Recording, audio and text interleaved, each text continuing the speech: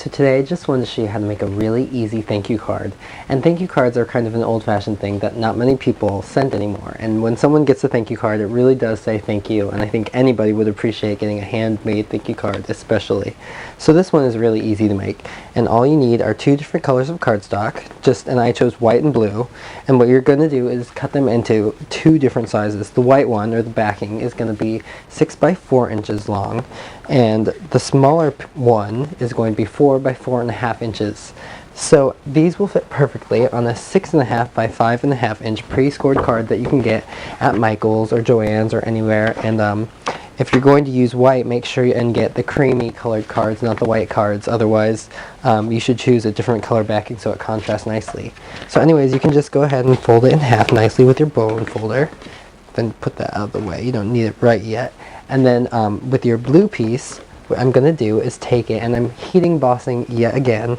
And I know I've been heat embossing quite a bit lately, but it's my new thing, and I love doing it.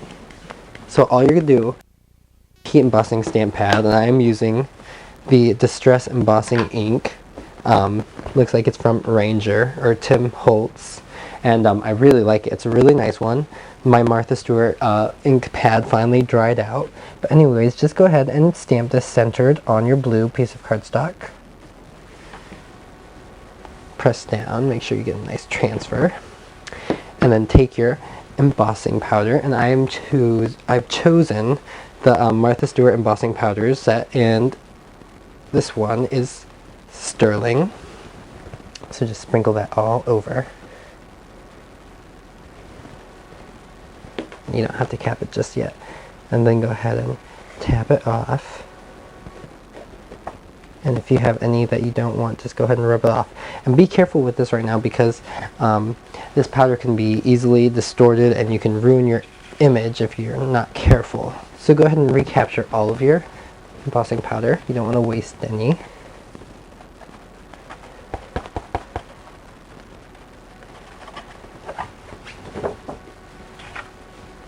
And then while you're over here, you can go ahead and take your white piece of cardstock, and then with a simple edge punch, and make sure you are on the textured side if that's the side you want to use. I'm just going to go ahead and punch an edge right on the top of this piece of cardstock. And this is a Martha Stewart edge punch. It's just a bunch of squares, but you could use any one that you like. This is kind of nice pattern for this card. So anyways, you can go ahead and get rid of that.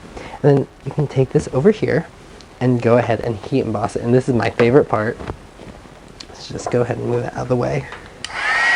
Turn on your tool, and then with small circles and at an angle, I find really works well. Just go ahead and heat this up.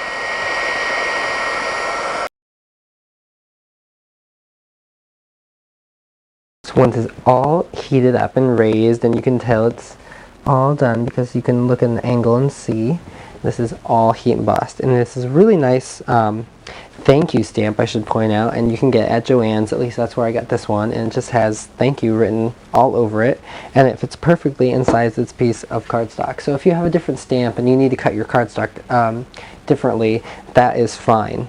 You know, you have to make what you have work. So anyways, the next thing you can do, take some ATG and just adhere the blue piece to the white piece. 2 strips should do it. Let's get that out of the way. And you want to have a little bit of the white peeking through. Let me just show you what I mean. Switch it to the blue. Oops. Just a little bit of the white peeking through at the bottom. It looks nice. Alright, so then you take your card, it's right over here, and you're going to adhere this to that. Another 2 strips on either side. But first what you need are 2 pieces of ribbon, and this is a really nice silver Ofray ribbon that you can get at Joann's or Michael's. They both have this stuff. And it is wired, and it is sheer, and it is 6 inches long, both pieces. So what I'm going to do is go ahead and stick this onto the ATG I've already put right there. And then over this, just to really make sure it sticks, I'm going to go ahead and put a little bit more ATG because you really want that ribbon to stay in place. So then just take your card like that and place that perfectly. And so the next thing you're going to do is just take this ribbon and tie it into a bow.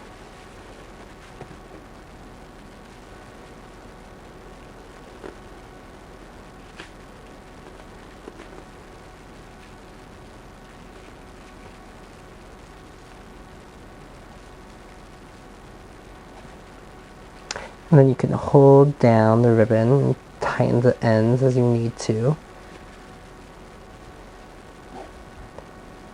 And then what I always do is sneak a little bit of ATG. I just move this up just a little bit. Sneak a little bit of adhesive right down there, just to really hold that in place. And then don't forget to trim your ends of the ribbons.